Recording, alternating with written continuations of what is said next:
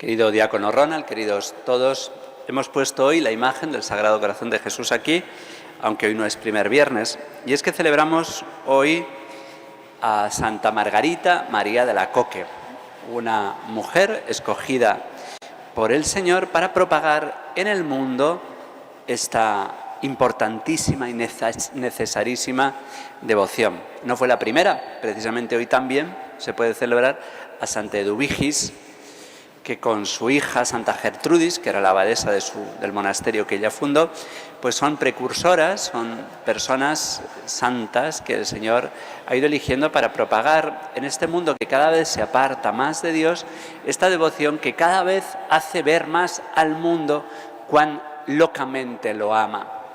La devoción al corazón de Jesús la han llamado los papas de maneras muy fuertes, la quinta esencia de la religión cristiana. El remedio extraordinario para los males de nuestro tiempo. El corazón de Jesús, la devoción al corazón de Jesús, el adorar un corazón que es humano y es divino, a la persona que posee este corazón humano y divino que es Jesús, verdadero Dios y verdadero hombre, es el remedio extraordinario que necesita una sociedad que vive de un modo extraordinariamente alejada del Señor. Y aquí nace esta niña, Margarita, en un pueblito de Borgoña, de la Borgoña francesa, en el noreste francés, que entonces pertenecía a España, del Franco Condado. Nació justo un año antes de la paz de Westfalia. La paz de Westfalia es muy importante porque, aunque aparentemente pone fin a unas guerras muy duras que asolaron Europa, pues en el fondo lo que hace es quitar la primacía a la fe para dársela a la política, por lo tanto abre una nueva etapa, darle una hegemonía a la monarquía francesa, que a pesar de ser nominalmente católica, favoreció mucho el calvinismo, incluso pactó con los musulmanes, en detrimento de la defensa de la religión católica, que era lo que había caracterizado hasta entonces a las monarquías católicas. Así que empezó una época muy fuerte de galicanismo, es decir, de una prioridad de la nacionalidad sobre la fe, del rococó, este arte muy hermoso, pero muy humano, muy frívolo. Es la época de la corte de Versalles, de Luis XIV, que es lo que va a preparar la Revolución Francesa. Este exceso de lujo y de desprecio, en el fondo, por la tradición, por la justicia que Dios quiere imprimir en los gobernantes cristianos, pues va a ser lo que va a llegar a la dramática Revolución Francesa, que pone fin al antiguo régimen, que no creamos que es la gloriosa Edad Media, sino el antiguo régimen es precisamente la decadencia de la Edad Media. Pues aquí nace, a la sombra de la abadía de Cluny, nace Margarita María, una muchacha de clase media, de manera que se escapa de los peligros de una pobreza extrema y también de una opulencia excesiva. Hija de un notario, del notario Claudio Alacoque, y de Filiberta Lamuy, que también era hija de notario. Es la quinta hija de 7 hermanos, una familia cristiana. Uno de sus hermanos fue sacerdote, Jacobo, y allí pues vivió con esta familia. Era muy normal entonces en las familias de muchos hijos, pues familias más pudientes que no podían tener hijos los educaban, y Margarita María estuvo 4 años viviendo en un castillo con su madrina, pero a los 8 años fallece su padre y empieza una etapa muy dura en su vida. Tiene que ser internada en un pensionado de clarisas, pero tiene que salir de allí por una enfermedad. Ayer celebramos a Santa Teresa de Jesús y hay paralelismos muy curiosos entre Margarita María y Teresa de Jesús. Y una de ellas es Teresa, decíamos ayer, que estuvo 3 años inmóvil, enferma, en cama, pues 4 años tendrá que aprender en la cátedra de la enfermedad. Margarita María, 4 años, una enfermedad muy dura, en la que los huesos le rasgaban la piel. Y entonces ella reza, le pide a la Virgen María que si le sana, ella se consagraría a María en virginidad. Así que sí, es curada inmediatamente, después de 4 años, cuando por fin ella hace ese voto, se cura, pero a Margarita se le olvida el voto que ha hecho y no cumple, no está dispuesta a cumplir en un principio ese voto que había hecho.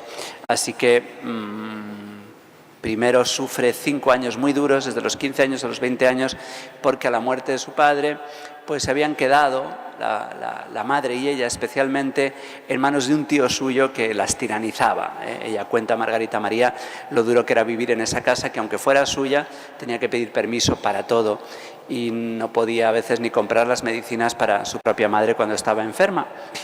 Pero bueno, su hermano puso un fin a ese mal. A los 15 años tiene otra época más fácil, pero más mundana.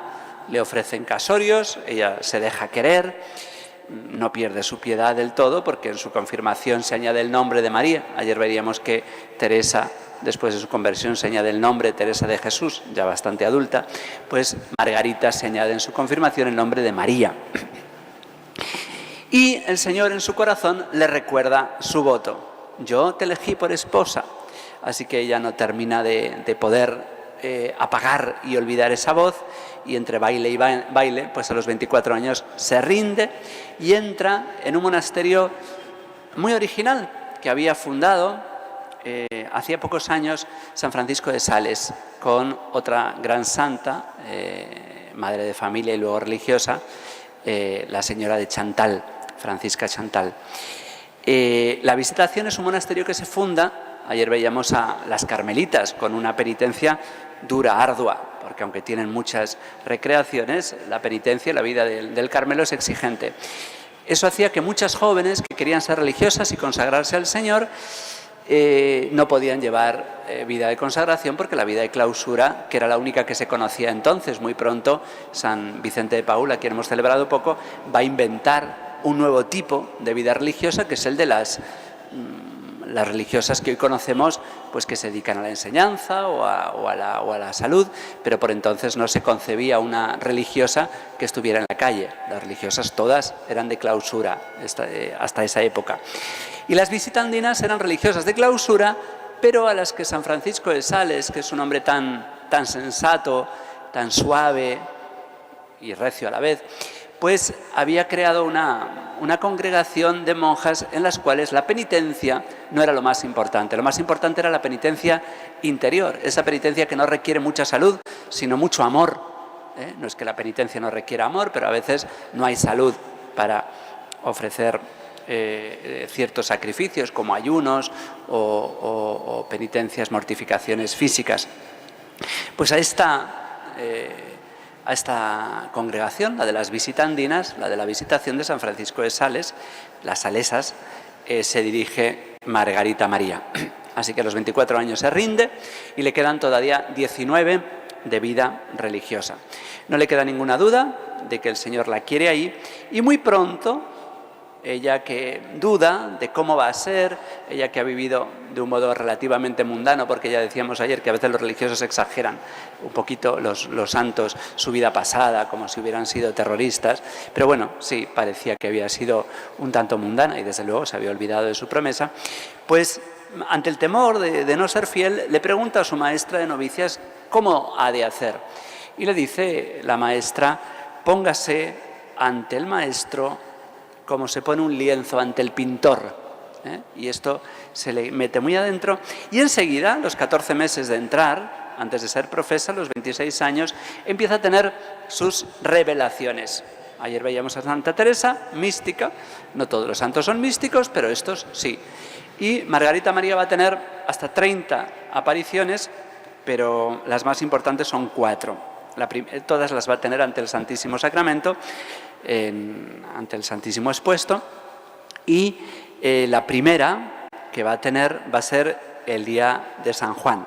Estas apariciones que tiene hace que las monjas, las visitandinas, que son especialmente sencillas y que desconfían mucho, sobre todo después de la época de Santa Teresa tenía muchas visiones, éxtasis, era una mística, pero en aquella época era tan religiosa que también había muchas taradas mentales y también personas que querían llamar la atención. Entonces era muy difícil distinguir quién de verdad estaba viendo al Señor y quién se lo estaba imaginando o se lo estaba inventando. No es lo mismo imaginar que inventar.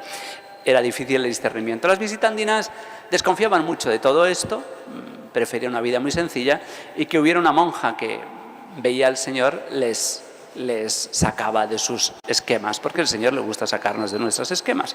Así que dudan si admitirla, así que tendrá poco a poco que ganarse la confianza de las monjas. Una muchacha recién entrada al convento que empieza a decir que ve al Señor, pues es como para desconfiar, es como para decirle: come más, duerme más y relájate.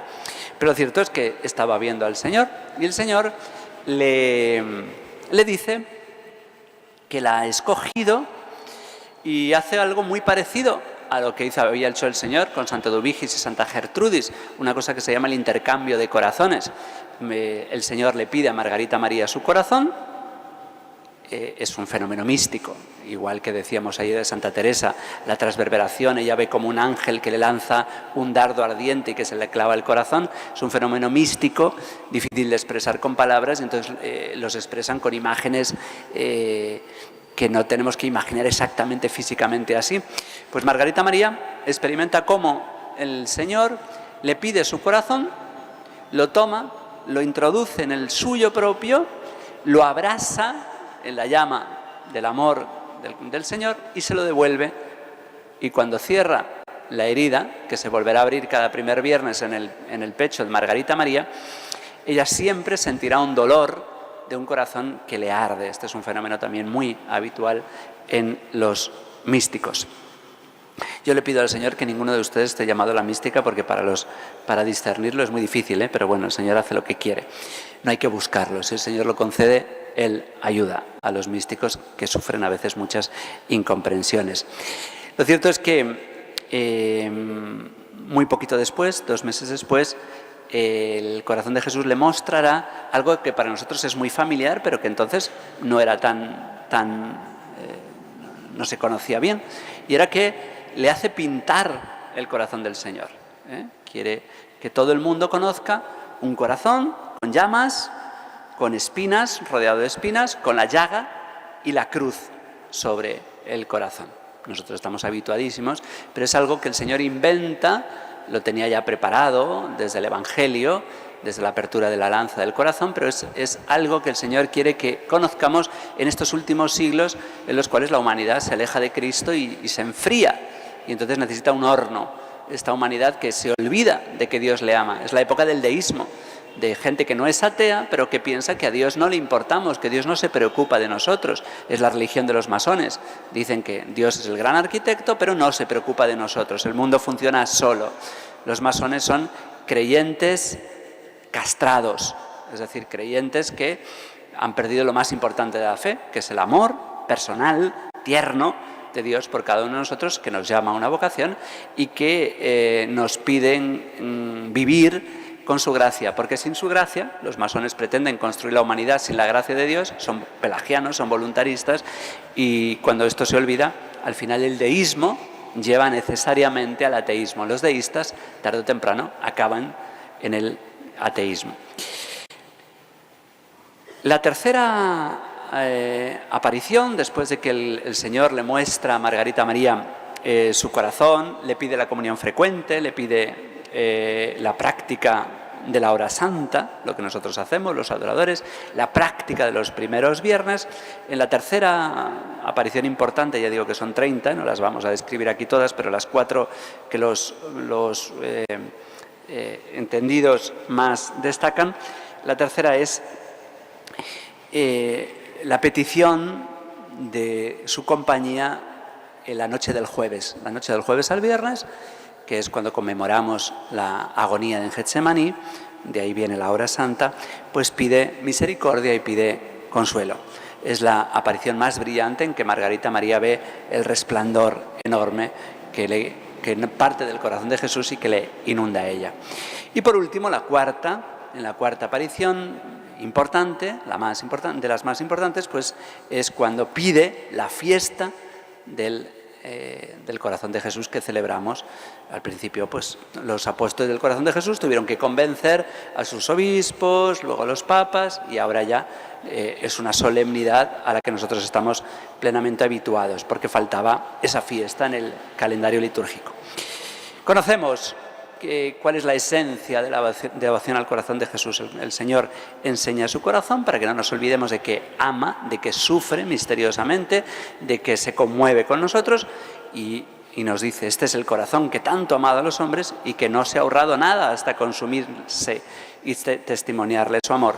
A cambio, solo recibe de la mayoría ingratitudes por sus irreverencias, sacrilegios, frialdades y menosprecios, no solo pecados, sino frialdad.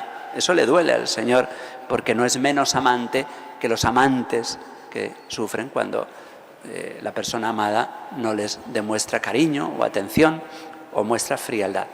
Lo que más me duele, manifestó el Señor, es que se porten así los corazones que se me han consagrado. Religiosos, religiosas, sacerdotes. De nosotros el Señor espera más amor, más entrega, más ofrenda de nuestra vida. Lo más importante de Margarita María no son sus apariciones, que lo son evidentemente, pero ella va viviendo sus pequeñas luchas. Por ejemplo, a Margarita María no le gustaba nada el queso. Tanto es así, a nadie en su familia, era un problema que ella dice que es natural, toda la familia rechazaba el queso. Tanto es así que cuando Margarita María entra en el convento, le hace firmar a la superiora, a su hermano, que a Margarita nunca le van a mandar comer queso. Y como las visitandinas no dan tanta importancia a esto, digo, pues si no quiere comer queso, que no coma queso. Bueno, pues Margarita María se da cuenta de que el Señor le pide comer queso y no saben ustedes lo que le costó a ella dar este paso terrible. Bueno, pues estas pequeñas, grandes sacrificios en una mujer que no tiene mucha salud y sin embargo, pues tiene que hacer estos sacrificios. Lo que más le hizo sufrir fue la incomprensión de las hermanas.